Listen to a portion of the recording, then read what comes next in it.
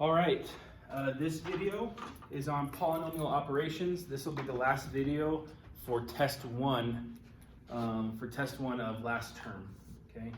Test one would cover the operations. It covered factoring, which I put the video up first, and then the solving by factoring, which was the second video. Okay, and that's what the test covered. And then after this video, so starting next week, right, today I'm uploading on Friday, so starting next week, I'll start putting up videos for the second test from quarter one. All right, so we'll start with solving by square roots and then get into graphing and things like that. All right, so polynomial operations, essentially what it is it's adding, subtracting, and multiplying polynomials. All right, so remember polynomials are just multiple terms put together. All right, so multiple terms put together, usually with addition and subtraction. All right. Now we won't be doing division, that's an SM3 topic, all right? So we're just doing addition, subtraction, and multiplication. Now in the multiplication, there's two different methods, and I'll show you each method. You pick which one you want, they both work. Whichever one makes sense for you, use it. All right, now there's other methods. These are just the ones that I've found that students like the most, and because we don't have a whole lot of time, that's why I only teach those two, all right? And then the add and subtract, the biggest thing with that, the biggest problem I saw in the test when I graded them is we forgot our minus signs. All right, the plus signs, we never forget plus signs because we're always assuming adding, but we always forget minus signs just because we're combining like terms, and you'll see, okay? So here's the first example I'm gonna put up on the board. We have 3v squared minus 6v to the fourth plus v to the third, minus 7v to the third, plus 5, plus 8v to the fourth, okay? Now when adding, subtracting polynomials, we have to combine like terms. We add and subtract like terms. A like term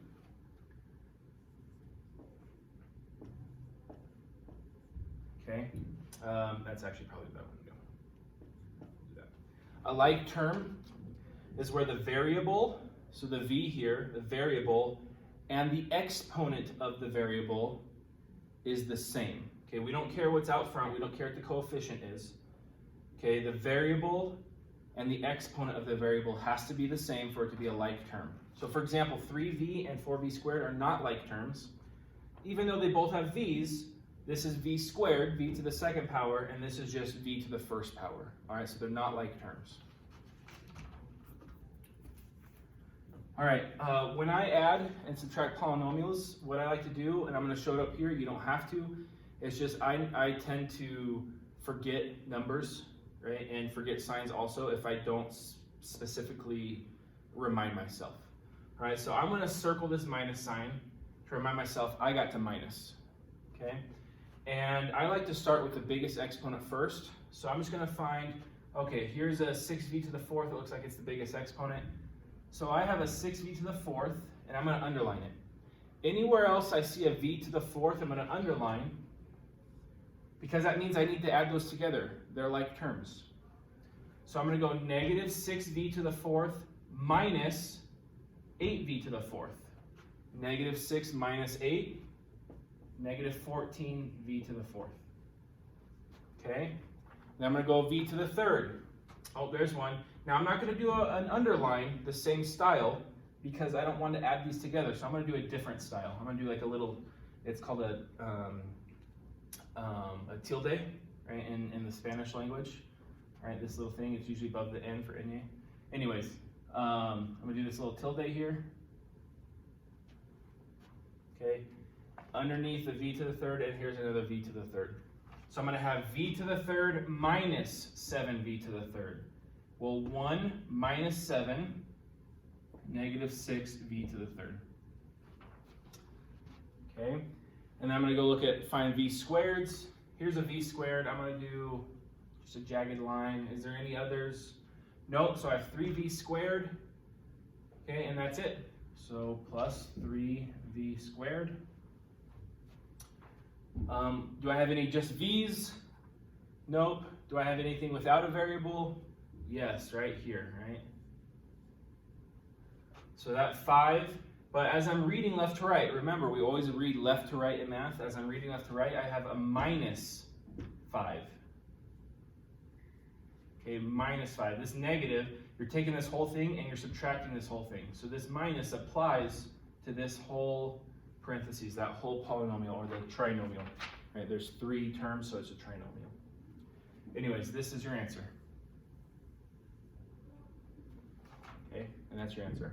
That's simplified as far as you can go. All right, let's do another one. This one is it's going to be a little bit bigger. Okay, so I have 3x squared minus x to the third plus 7x minus negative 8x minus 4x to the third minus 2x squared plus, we're running out of board space, huh? Minus 8x plus 8x squared plus 4x to the third there. Okay. And just like before, we're going to read left to right and we can combine like terms. So I'm going to start, my biggest exponent's 3, so I'm going to start there. You don't have to. Personally, I like it because it's a nice, it just keeps things in order. Right? I know where I've been and I know where I need to go. Right? I'm going to circle my negative to make sure I don't forget it. I'm going to circle my positive to make sure I don't forget it. Right? So I have x to the third, x to the third, x to the third. Okay? So I have negative x to the third minus a negative 4x to the third. I'm going to write this out so you can see it. Negative x to the third minus negative 4x to the third. And then plus 4x to the third. Okay? Remember, a negative and a negative make a positive. Negative x to the third plus 4x to the third plus 4x to the third. Okay, 4 plus 4 is 8, minus 1 is 7. Okay, so we have 7x to the third. All right, I'm going to erase this part, so if you needed to see it again, just rewind. Now I'm going to go to x squared. Here's an x squared. Here's an x squared. Here's an x squared. Okay, so I have 3x squared minus a negative 2x squared plus 8x squared. All right, a negative and a negative make a positive, so 3x squared plus 2x squared plus 8x squared. 3 plus 2 is 5, plus 8 is, I'm going to write it over here actually, is 13x squared. Okay? Okay, now I'm going to erase this, so rewind if you need it. Now we're going to look at just the x's. Okay? There's just an x, just an x, just an x. So I have 7x minus negative 8x plus negative 8x. Okay. A negative and a negative make a positive. A positive and a negative make a negative. So we have 7x plus 8x minus 8x. Well, 8 minus 8 is 0, plus 7 is 7x. And there's your answer. Okay, we've used all of our terms. We've combined everything we can, and there was nothing left over that didn't have a common term, right, like the last one. And so that's your answer. All right? Okay, let's move on to multiplication.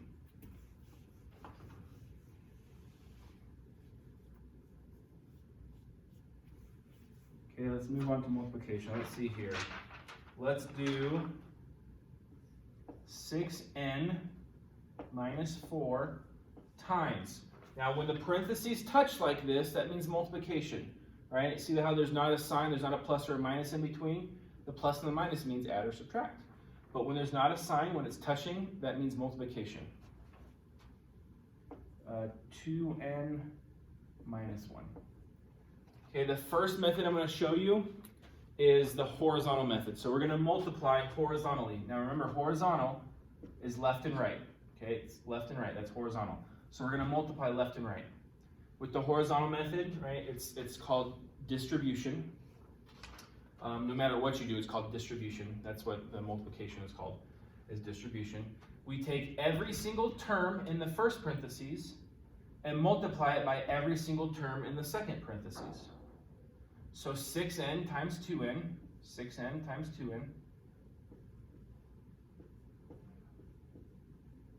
okay, plus 6n times negative 1,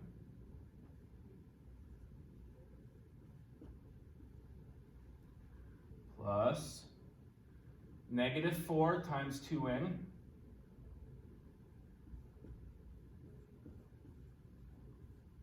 plus negative 4 times negative 1.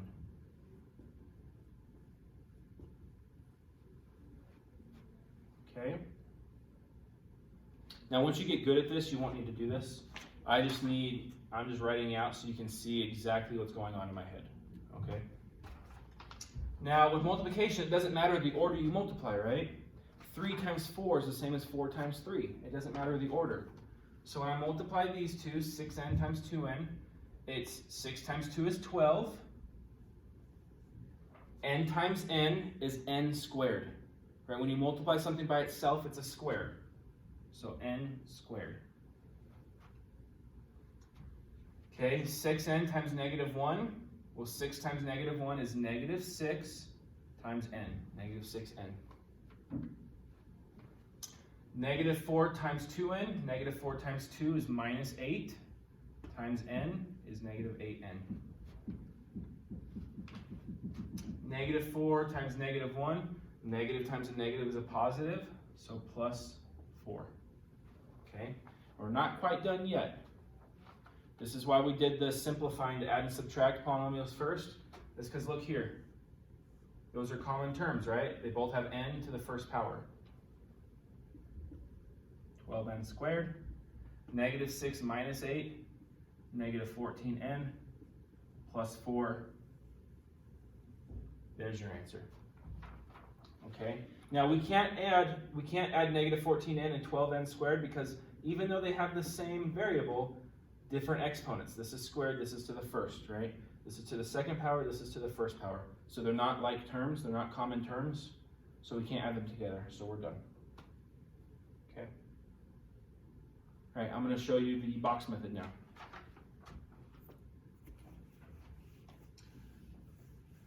I'd say the majority of my students, right, at least 51% or more, I'd say probably more around 3/4, around 75% of students, they understand the box method better. Okay, the horizontal method is quicker, but the box method, you can see it better because it uses geometry. Okay, so here's our box method. We're going to have a box. Okay, and what we're going to do is we're going to do 2p minus 2 times 3p plus 7. All right. Now our box, we're going to cut it up into slices of how many terms, okay? So we're going to have a 2 by 2 box. See, there's one term, 2 terms, and we're multiplying by 1, 2 terms. So we're going to have a 2 by 2 box, all right? 2, 2 by 2, okay? And on the outside, we're going to put our 2p, right, one term here, and then this next part, we're going to put negative 2, right? 2p minus 2, okay? And on the bottom here, you can do it on the top. I just don't have room on the top, so I'm going to do it on the bottom. 3p plus 7. Okay, the reason why this works is because we're finding area. Remember, area is length times width. or length times width. Doesn't matter how you look at it, right? It's length times width. Well, 3p plus 7 times 2p minus 2, that's exactly what we're doing. We're just using geometry to help us see the pattern, okay? Now, just like in elementary school, when you had your multiplication tables, right? You had a 10 by 10 box, and you put your finger on the 7, put your finger on the 3, and you'd follow the line along, and it came to 21, and so 7 times 3 was 21. It's the same basic principle here, except now we just have variables, right? So we have 2p times 3p. That means this box right here is 2p times 3p, okay? Because we follow our fingers along. This box right here is 2p times 3p. Well, 2 times 3 is 6. P times p is p squared. Okay? This box right here, right, we follow our fingers along. 2p times 7. 2 times 7 is 14 times p. 14p. Okay, this area right here is negative 2 times 3p, right? So negative 2 times 3 is negative 6 times p. All right?